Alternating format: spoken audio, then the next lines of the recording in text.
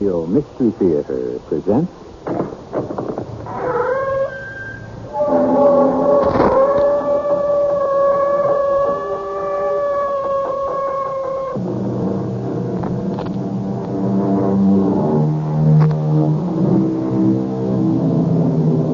Come in. Welcome. I'm E.G. Marshall. Chief among my duties is to find and offer to you, nicely wrapped in drama, the most mysterious, intriguing, and, yes, terrifying tales to be found. I've come up with one this time that deals with quite ordinary people to whom you'd never expect the extraordinary to happen. But it does. Oh, yes, it does. Are you perhaps just a little jealous, Mrs. Peterson, because I carry my years well? Oh, well enough preserved and pretty enough. It's just that Emery's not that kind of man. Oh, my dear Mrs. Peterson, the man doesn't live who isn't that kind of man. I would like to make a little wager. I'm not a betting woman, but I wouldn't be afraid to put some money on a proposition like that. Oh, Mrs. Peterson, you are a fool. You want to put your money where your big mouth is. You're really serious, aren't you? Well, it wouldn't be a matter of money. It would be something harder to come by than money.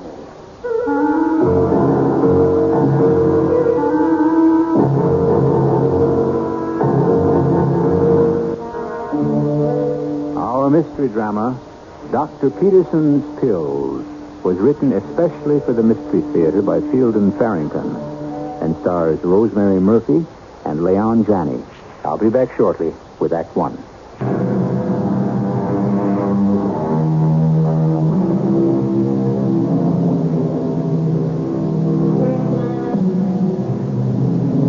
Dr. Emery Peterson has devoted his entire professional life to the small town of Appleton. This is his story and the story of the people who wish to honor him for his lifetime of service to their small community. Nothing mysterious about that, you say?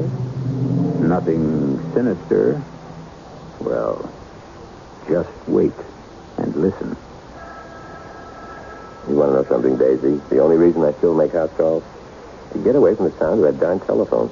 That's fine for the doctor. It leaves the doctor's wife at home answering the phone and taking messages. You ever think of that? I thought you said you were coming with me this afternoon. Well, as long as the first stop is to see Agnes Sims, I thought I'd ride with you that far. I'll only be able to stay with her a half hour or so, though. Somebody has to be here. Don't forget your bag. Oh, I've got it right here in my hand. And your umbrella. No, it's not going to rain. Oh, for Pete's sakes, answer the phone, will you, before I lose my mind altogether. Most likely left her keys in the car. Doctor's office. This is Mrs. Bell. Oh, you again. May I speak to the doctor?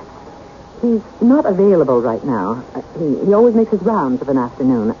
I think you'd know that by now. Well, can you tell me when you will? Who is it, Daisy? Just a minute, please. It's that woman again, that Nikki Bell. Oh, all right, I'll speak to her. What for? She's not a patient of yours. Still, I think I'd better. Make a liar out of me. Yes. Hello, Miss Bell. Well, now, I thought you were out making your house call. She didn't say I was out. She just said I wasn't available. And she didn't think I was. Now, what can I do for you, Miss Bell? Oh, you're so formal. Why don't you just call me Nicky? All right, what can I do for you, Nicky? Nikki, indeed. I think it's about time we had a little talk, don't you, Emery? May I call you Emery? No, I can't see you today. I can't see you until... Well, there's no way I can see you a minute before tomorrow night. Late at that. I'm not considered a terribly patient woman. Surely you can find a free half hour somewhere in today's schedule. I've got a half dozen house calls to make this afternoon. I'll probably have a waiting room half full by the time I finish supper. When I get rid of them, I'm going straight to bed. I'm no good to anyone if I don't get my sleep. Tomorrow, I'll have the same schedule, except I've got to go to some kind of a banquet in the evening and won't be home much before 10 or 11. Now, where can I fit you into a schedule like that? If I had a stomachache, you'd find time for me, wouldn't you? I'm trying to imagine you with a stomachache. I'll see you tomorrow. I wish that woman would leave you alone. The Lord knows so do I, but she won't. Well, what does she want from you? Nothing for a loving wife to worry about. And now I've got to get out of here. Oh, is that about a banquet tomorrow night? There's going to be one, that's all I know. Ladies not invited? As soon as I get any details, I'll pass them right along. Oh, now where'd I put my bag? Right there on your desk. Oh, You left the keys in the car. I can see them from the window. well, come on if you're coming. I can't wait around here all afternoon.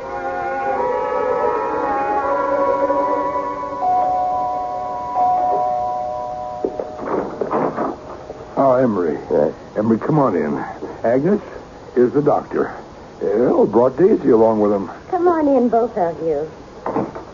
Daisy, how sweet of you to I come. can't stay but a little while. How are you feeling, Agnes? Better now? Oh, much better, yes. I just felt a little flutter about an hour ago and took one of your pink pills. I wouldn't want it to get around that I was neglecting Appleton's first lady. You mean the mayor's wife gets preferential treatment? Well, she's better as long as I'm the mayor. Agnes, let me just listen to that heart of yours, huh? Emery, I came home for lunch and found her looking, well, I give her my word, more dead than alive, fighting me. She was really fighting for her breath. Heart seems strong enough now. Oh, just let me check the blood pressure. She overdoes. That's the trouble with her. All those committees, chairwoman of half of them. It's a wonder to me she doesn't just collapse altogether. Not as long as I have Emery's little pink pills handy. I made her take one when she was having her attack, or whatever it was. Brought her right around. I wish you'd tell me what's in those pills, Emery. They calm my heart right down. But I swear I've seen them work on flu cases, stomach aches, you name it. A Peterson pink pill will cure it. What are they? All of us witch doctors have our secrets. The blood pressure checks out pretty good. I don't think there's been any real damage done, but you better take it easy for a while, young lady. Yum. What a bedside manner. Now, Emery, can I steal 5 minutes of your valuable time? Sure thing. You got a pain somewhere? No, nothing like that. I just want to tell you something you may not know, although I expect you do. Never saw the day this town could keep a secret from you. Well, people like to talk. It would be impolite of me not to listen. Much as you hate it. Hey, come on in the study, huh? Excuse us, ladies. Anything we can't hear you shouldn't say. Oh, go ahead. We'll be fine. No, we won't be more than a few minutes. Speaking of people working themselves to death, when is Emery going to let up a little? Not in, as they say, the foreseeable future. He ought to take better care of himself. It's only for the sake of his patients. I don't know what this town would do without him. Well, I'm trying to get him to take some kind of a vacation this summer, but be the first one we've had in 5 years if I succeed. You know, there is something that's worrying me more than how hard Emery works. Oh, what's that? Well, there's this woman. Calls herself Nikki Bell. Daisy, Emery and another woman? I don't believe it. Oh, not like that. Good heavens, no, nothing at all like that. Well, I'm glad to hear it. This is more like, I don't know, business, I guess. But it's the way she keeps after Emery.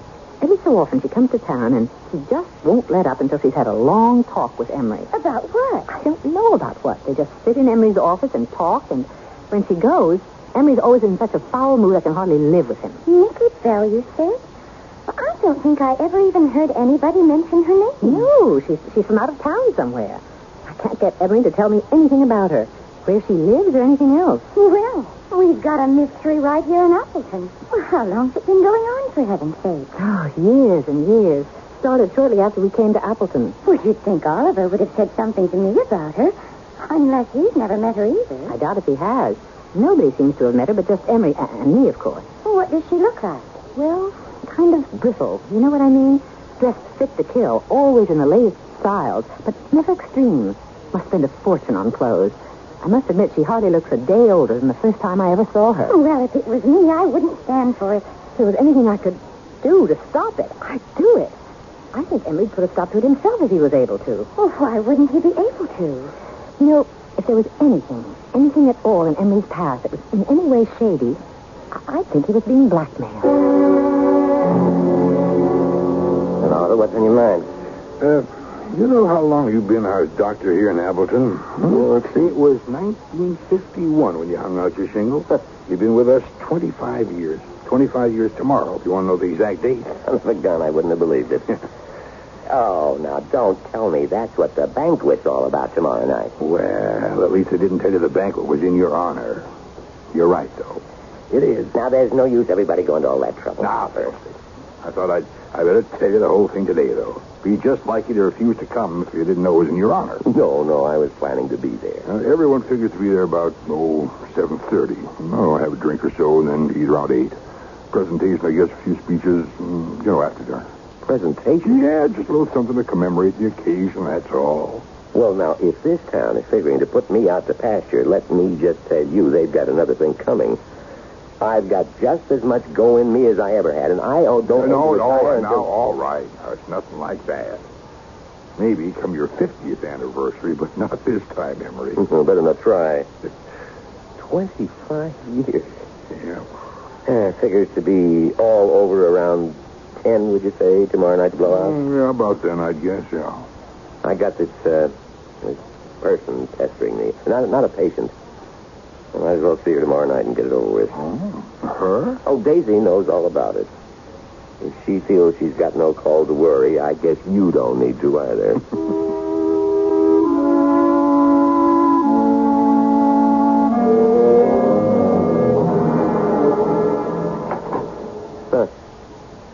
Is that you in there, Miss Bell? I thought you were going to call me Nicky. Mind telling me what you're doing sitting in my car? Waiting for you, Emery. I should have thought that was plain enough. I'll have to ask you to get out, Miss Bell. I've got no time for you this afternoon. That isn't very friendly. I'm sorry. It's the best that I can do. I told you I'm not known as a patient individual. And we do have certain matters to discuss, don't we? At the proper time, maybe. I'll have to ask you to get out of my car, Miss Bell. As long as we're both here. I told you I could talk to you tomorrow night, and that's what I aim to talk to you. Since there doesn't seem to be any way out of it altogether. Tomorrow night around 10. Maybe a little later. How are the pink pills holding out? An adequate supply on hand? All I need. I bring up the matter of the pills, Doctor, to remind you, in case you need reminding, how very much you need me. I know exactly where we stand. And you'll keep it in mind when we have our little talk tomorrow night, won't you? The fact that I am indispensable to you? The fact of the matter is, I think you exaggerate that some.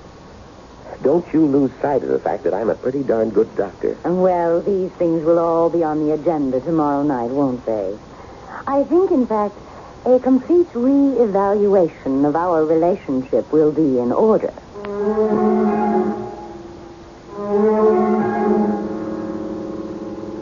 Everyone in Appleton is acquainted with everyone else.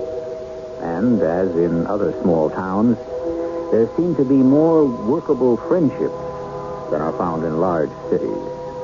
Everybody's business is the property of his neighbor, and there is little fertility for the growth of dishonesty. Put a mysterious stranger in this bucolic setting, however, and trouble is what you are very likely to stir up, as we shall witness when I return shortly with Act 2.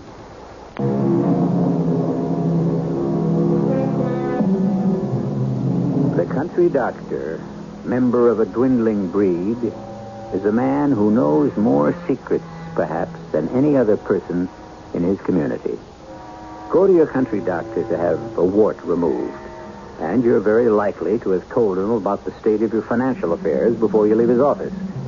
Our old-fashioned general practitioner, Dr. Emery Peterson, is the receptacle of many confidences, but he keeps his own counsel. Even his best friend, Oliver Sims, Appleton's mayor, is not privy to the doctor's secrets. I don't understand it. Why does she have to change things around all the time to hide things? Agnes? Yes, Oliver? Where did you hide my good black socks? Well, they're right where you always keep them, as far as I know. I didn't mean for you to come and get them. Just tell me where they are. You're supposed to be resting. I'm not even tired.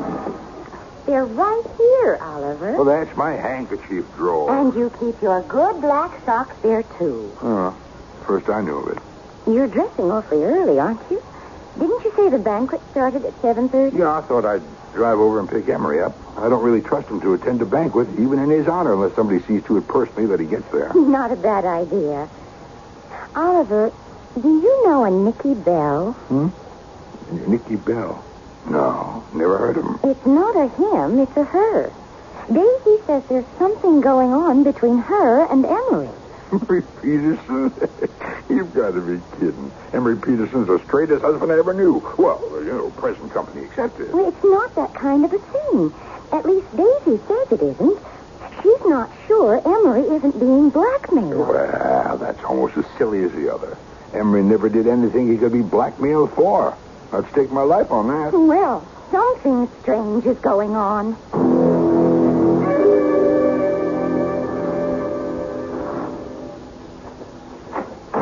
Hello, Oliver. I bet you thought I wouldn't be ready, didn't you? I wouldn't have bet much on it either way. Hello, Oliver. Evening, Daisy.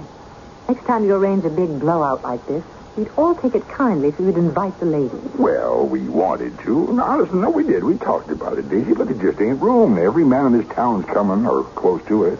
We got the high school gym, and that's the biggest room in town. It's just barely going to seat the men. There just wasn't room for the wives. Honey, a man deserves a night out now and again anyway. We haven't got time for an argument, so I won't answer that. Yeah, she's right. We better get moving now. I'm as ready as I'll ever get. What are you taking your bag for? You won't need your bag, will you? Just in case the food poisons somebody. I'd feel naked as a jaybird if I didn't carry this thing. Now, the folks over at the Mayflower Hotel in Sugar Grove are catering the affair, Armory, and never poisoned anybody yet that I know of. How's Agnes doing this evening? She seems fine. I was trying to get her to rest, but she bounces like a rubber ball. Fine woman, Agnes is. Remember she was telling me a mighty odd thing just before I came over to pick you up. God? Yeah, about you. It's none of my business, of course. Said you was mixed up with some woman or other.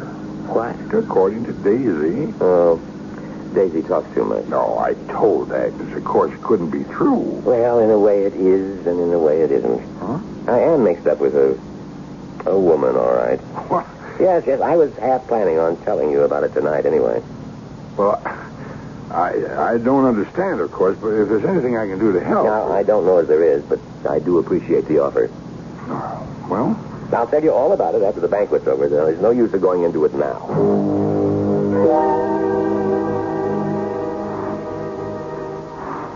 Just keep your shirt on, whoever you are. I'm coming. Oh, the doctor isn't here, Miss Bell. I know. I came to see you. Whatever your business is, it's with my husband, not with me. Still, may I come in? I'm not going to try to sound hospitable, Miss Bell. You can come in if you insist, but I'm not going to pretend you're welcome. Thank you. As a matter of fact, Emery assured me you wouldn't let me in, even if I pointed a gun at you. He is wrong sometimes, you see. You and he are on first-name terms, I take it. Well, after all, we've known each other for a long time, haven't we? Almost 25 years. However, I'll admit that although I call him Emery, I can't seem to get him to call me Nicky. Good for him. That's your first name, is it? Nicky? That's what my friends call me. I think I'll just keep on calling you Miss Bell, if you don't mind. Why should you be so intolerant of me, Daisy? You don't even know me. Not well enough for you to call me Daisy, that's for sure. I'm sorry, Mrs. Peterson. What I mean is, all you know of me is that your husband and I have business to discuss from time to time. It's obvious he's never disclosed to you the nature of this business, so I don't understand why you should hate me as you do. I don't know, as you say, the nature of your business with the doctor. All I know is that after he's talked to you, he's always in such a terrible mood, he's hardly fit to live with. Are you perhaps just a little, jealous, Mrs. Peterson? I've no cause to be jealous. Emery's not that kind of a man. Oh, my dear Mrs. Peterson. The man doesn't live who isn't that kind of man. In the right hands, I mean. And you figure your hands would be the right hands? I hadn't actually given it any thought, but would you like to make a little wager? I'm not a betting woman, but I wouldn't be afraid to put some money on a proposition like that. Oh, Mrs. Peterson, you are a fool. You want to put your money where your big mouth is? You're really serious, aren't you? Well, it wouldn't be a matter of money. It would be something harder to come by than money. I advise you to think it over before you enter into it. I'm being friendly. I don't have to think anything over. I've got complete faith in Emery. What are the stakes? I'm not prepared to name them just now. You'll know at the proper time. But the wager is made. You agree to that, Mrs. Peterson? I've got complete faith in Emery.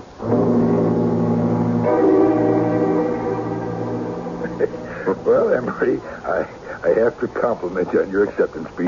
You went right through it from start to finish without insulting a living soul. And I didn't even speak disrespectfully of the dead, if you notice, Oliver. Now, look, I'm going to say this only once. I was touched. It really kind of got to me. Yeah, it was meant to. You want to come over to my place for a nightcap? No, you've got an appointment. You forget about that? No, I didn't. Fact of the matter is, I think it's about time you met this woman I'm mixed up with. Well, if you say so, of course. There's a thing I've been struggling with strictly on my own for a long time now, and I've just about decided it's time to let you and Daisy in on it.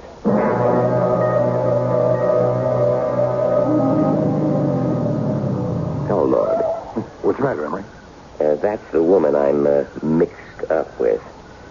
You see her down there at the corner under the streetlight? Oh.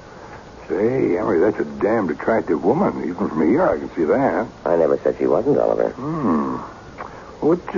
What's she doing waiting out here? I told her Daisy wouldn't let her in.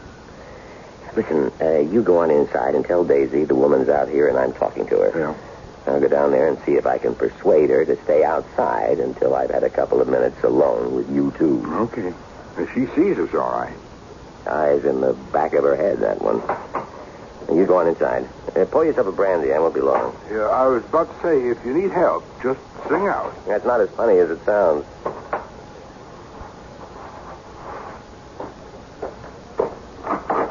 I saw the two of you drive up. Where's Emery gone? This person he has an appointment with was standing outside waiting down at the corner. I ordered it out of the house. She was in here? Yes. I'd like to know what they're talking about down there. Come on in, Oliver. Oh, thanks. Emery suggested I pour myself a brandy, and frankly, I could use it. Just go on in and help yourself. I'll be right with you. Wouldn't you like to have one with me? I was warming some milk for myself. Maybe I'll just put a drop of brandy in it. Seems like the kind of night when a person's justified. Miss Bell? Yes, I've been waiting for you, Emery. I do wish you could bring yourself to call me Nicky. Not a matter of bringing myself or not bringing myself. It's just that I don't want to. But we've known each other all these years. Don't you get tired of the formality? I get tired of a whole lot of things. Things could be different for us, Emery. Very, very different. Just what are you getting at? I'm trying to be friends. Can't you understand that? You're getting off to a pretty late start. Do you know one of your greatest faults, Emery? You constantly downgrade yourself. Don't you ever look in the mirror? You're a handsome man. I gave up worrying about whether or not I was handsome shortly after Daisy agreed to marry me. Perhaps that was a mistake. Emery, tell me. I want the truth now. Do you honestly love Daisy? With all my heart. Oh, well, this may take a little longer than I thought. What are you talking about? Don't you think we ought to go in? Daisy must be wondering what we're doing out here all this time.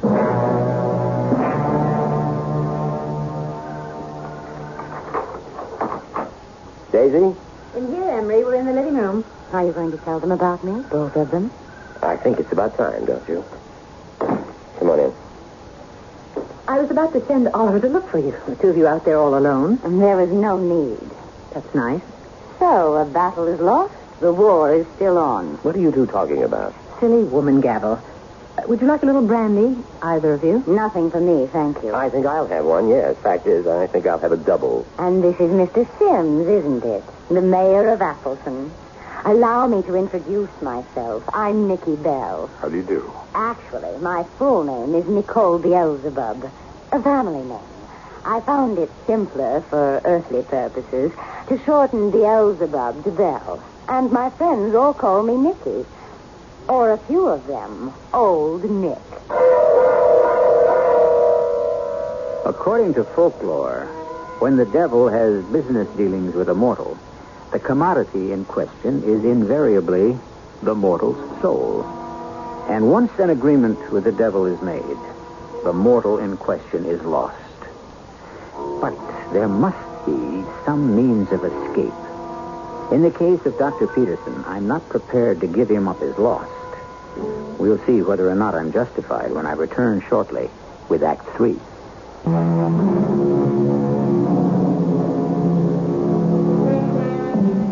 Dr. Emery Peterson, it is clear, has been trafficking with the devil. But the devil, a woman? Well, how often have you heard the expression, she-devil? And is the devil not reputed to have the ability to appear in many guises? Besides, considering the number of affairs in which the devil is interested, he must surely need assistance to handle those things to which he is unable to give his personal attention. Yes, my full name is Nicole Beelzebub. You are Beelzebub. I represent the central authority, yes. We have a large and complex organization. My territory is the eastern United States.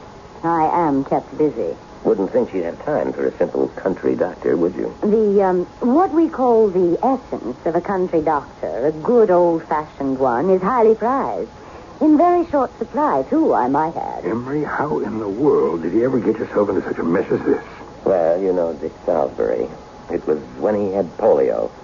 Just a month or two after Daisy and I came to Appleton to live. Yeah. I'm not sure he wasn't my first patient. Your third, Emery. I remember it well. Anyway, I was going to lose him. I'd just come from the Salisbury place and was sitting in my office badly depressed. I said something like, I'd sell my soul to save that boy. I would sell my soul to the devil. Those were your exact words. Naturally, I came to call on you. Dick Salisbury was dying. What could I do? I wasn't even convinced at the time that she was what she is. She offered me Dickie's life and the lives of my other patients in Appleton for... How long was it, we said? We didn't set a definite period, Emery. My wording was very careful. I remember.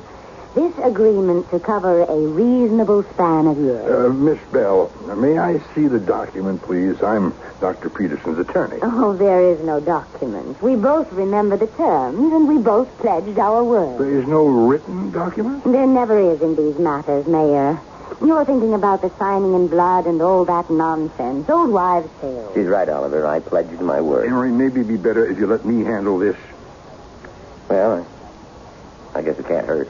Now, Miss, whatever you call yourself, I'd like to explore the time element involved here. This agreement to cover a reasonable span of years, isn't that what you said? That was the wording of the agreement. Now, my client may have been willing to sign to agree to something as vague as that, but I find it much too vague. What do you consider a reasonable span of years? 25 was what I had in mind. 25? But that'd be... Well, that's practically right now. A month or so. I object. To whom, Mayor Sims? It's no good, Oliver. I agreed to her terms, and I've got to live up to my end of the bargain. There may be a way to negotiate an extension, however. Oh? On what terms? I should like to be alone with Emery for a short time, if you please. I think maybe you and Daisy better do as Miss Bell says and leave us alone together for a while. No, that woman is dangerous. Oh, don't I know it. All the same, Daisy, I do... Don't you trust your husband, Mrs. Peterson? All right. You just be careful, Emery. That's all I've got to say. Just you be very careful. Let's go, Daisy. But we'll be right out here in the hallway if you need us, Emery. I'll remember that. You don't want to give up your soul so soon, do you, Emery? It would be just under 2 months. Of course I don't want to. What would the terms of the compromise be? Well, to start with, you might try to be a little nice to me. You don't find me totally unattractive, do you, Emery? As a woman... What's that got to do with the matter at hand? A great deal. I could allow you another 10, maybe another 20 years even. But we would have to see a great deal more of each other. Our relationship would be greatly changed. Changed how, Miss Bell? Well, for one thing, you'd certainly have to start calling me Nicky. And for another, well, I'm not accustomed to taking the lead in these matters, Emery. Would making love to me be such a bad thing? I Are you suggesting that we have some kind of an affair, Miss Bell? Since you were too shy to make the suggestion, yes. I wasn't too shy. It just never occurred to me. Well, now that it has, I wasn't brought up quite the way you must have been. I'm happy with Daisy. for 20 more years of life, useful life, Emery, you'd better think it over. When it involves making Daisy unhappy, I don't have to think it over any longer than I already have. I thank you for the offer, but I find I must decline. And now, if that's all, I'll just call Daisy and Oliver back in. Not yet. I'm not through. That's most likely for me. All right. But this isn't the last of it. You have another month or so to think it over. I won't need them, Miss Bell. Daisy, was that for me, the phone? It was Agnes, Emery. She's had another attack, I think. Oh. She sounded just awful, like she could hardly get her breath at all. Get in my bag, please. It's right here. Oliver will drive you over, and I'll come over a little later in our car. Oliver's waiting out there now. All right, I'll see you later, Daisy. Wait a minute. We haven't finished our talk. For right now, we sure have, Miss Bell. Your precious pink pills won't work anymore. Do you hear me, Emery? They won't work anymore. They won't help anybody anymore. Was it you made the pink pills? Is that why he agreed to make a deal with you? That part of it is off as of now, until he sees his way clear to abiding by my terms. Didn't get anywhere with him, huh? So you've won another battle, Mrs. Peterson. But the war has just begun. If you want my opinion, it's already over. I've got faith in Emery. Incidentally, what were the stakes? Our bet, you know? They were and still are. Emery's soul is all yours if I lose. Both his and yours are mine if I win. And I intend to win. Mighty high stakes, I must say. But you've lost already. I took two of the pink pills. They're not... They don't seem to be helping much. Adrenaline. Oh, I wish Daisy were here. Emery, is she going to be all right? I hope so. Oh, God, if we only had a hospital in Appleton. She needs to be in a coronary care unit right now. Well, shall we get her into Bangor? That's the closest hospital, isn't it? I don't want to move her that far. Well, that woman said the pink pills won't work anymore. And they're not working. All right, I'll have to ask you to leave me alone with my patient, Oliver. I'm going to see what I can do with God's help.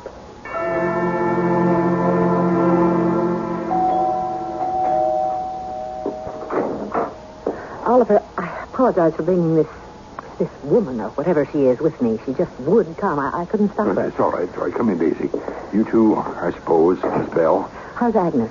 Well, not at all well. She's having trouble breathing. She seems to be in a great deal of pain. Can I see her? Well, he sent me out of the room, but just before that he said he wished you were here, so I guess it might be a good idea for you to go on in at that. I think I'd like to see her, too. No, you stay out of that room. Oh, well, if you feel so strongly about it. I wish you'd just go away and leave all of us alone, you she-devil. I'm too much of a lady to say what I'm thinking. I'll just go on in and see if I can help Emery. I wouldn't have done her any harm, you know, if I'd gone in to see her. Listen, could you still make those pink pills of Emery's work? Yes, I suppose I still could. Then please do. Well, in my business, you know, we never give anything away. There'd be a price. Anything. Anything I own. Everything. I'd only be interested in the one thing, Mr. Sims. Your material possessions don't tempt me. I'd want your soul. Well, can you tell? Do you think my wife is going to die? I wouldn't be at all surprised. Oh. Did you feel a chill? No.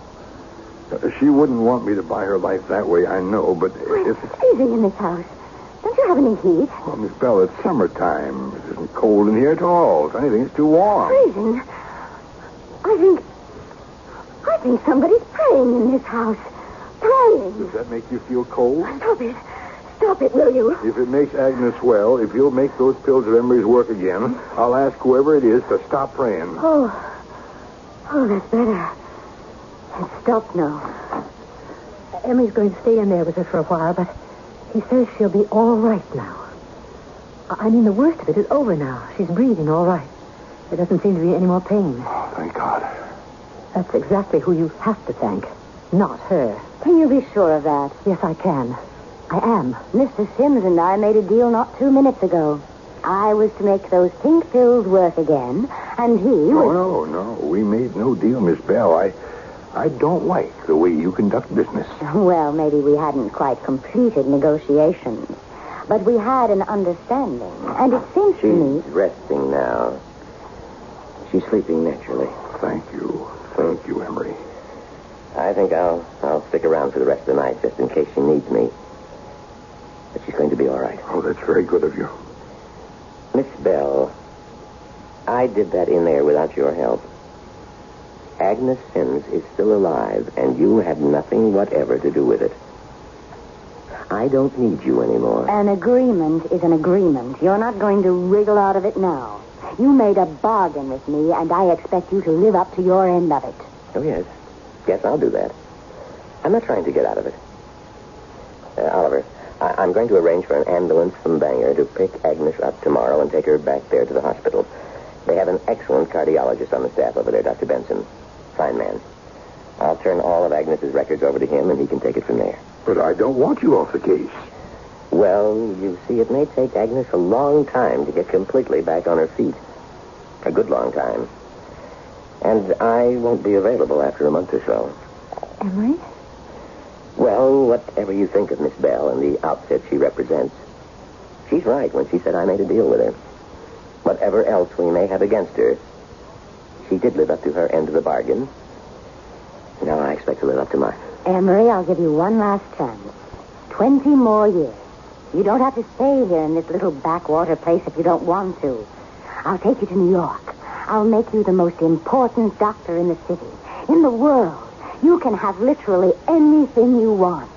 I want to live out the rest of my days here in Appleton with Daisy and my friends. Emery, you say you've made a deal with this woman, but I don't think the agreement was valid to begin with. It was valid in every way. Well, I'm sure, the way you describe your organization, that you must have a superior, someone you're answerable to? Yes, my uncle. Uh-huh. And the purpose of your organization is to promote what we mortals call evil. Is that right? That's essentially true, yes. And what happens to one of your co-workers if he or she is found guilty of promoting just the reverse? Good instead of evil? That's what I mean, yes. It's never happened as far as I know. Well, what if it did? He'd be in trouble, I should imagine.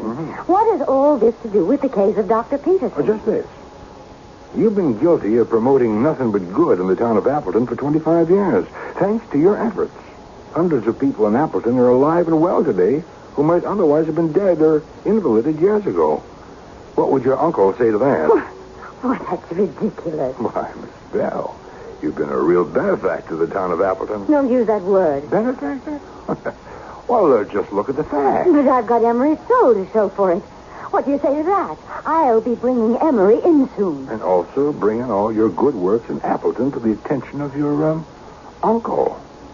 Don't you think that'd be wise? Well, he'll understand. Well, what he'll understand, I suspect, is that he's been harboring a downright angel in his organization. Now, if you'll take my advice, Miss Bell... I don't want your advice. Well, if you'll take it anyway, you'll go far away from Appleton and forget that you ever got mixed up with a country doctor by the name of Peterson. If there's anything in this world that I hate, it's a down east lawyer. All right, all of you.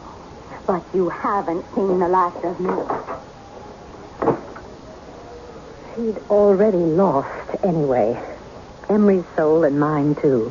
The minute Emery refused to go off to New York with her, she lost.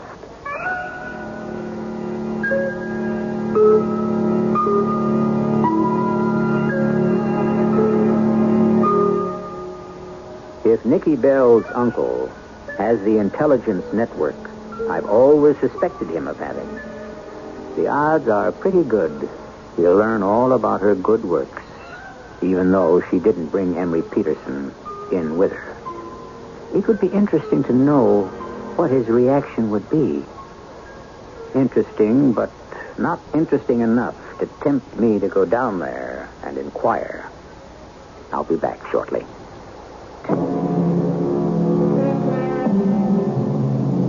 Dr. Emery Peterson is still a highly respected citizen of Appleton, alive, well, and crotchety as ever. He still prescribes pink pills for many of his patients' ailments, and finds that even though they're made of nothing more curative than good down-east maple sugar, they work very well. Our cast included Leon Janney, Rosemary Murphy, Joe Silver, and Catherine Byers. The entire production was under the direction of Hyman Brown. This is E.G. Marshall inviting you to return to our Mystery Theater for another adventure in the macabre. Until next time, pleasant dreams.